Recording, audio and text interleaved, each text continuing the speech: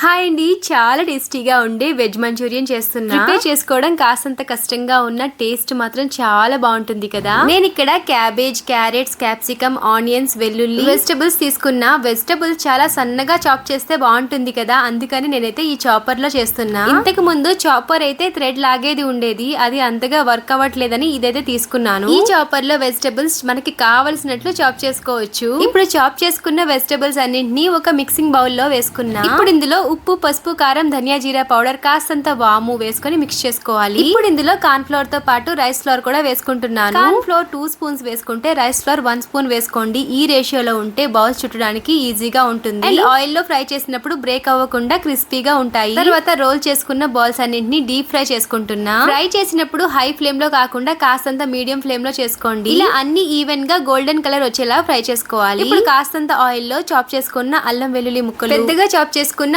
Onions, మిర్చి, ఇంకా sauces లో tomato sauce, red chilli sauce, soya sauce అన్ని వేసి వన్స్ మిక్స్ చేసుకున్నాక ఇప్పుడు కార్న్ ఫ్లోర్ మిక్స్ చేసిన వాటర్ వేసుకోవాలి. కాస్తంత వాటర్ అండ్ సాల్ట్ వేసుకోవాలి. ఈ ప్రాసెస్ మొత్తం హై ఫ్లేమ్ లో చేసుకోవాలి. ఇప్పుడు ఇందులో ఫ్రై చేసి పెట్టుకున్న మంచూరియన్ బాల్స్ వేసుకుంటే వేడి వేడి veg manchurian ready. Bye bye.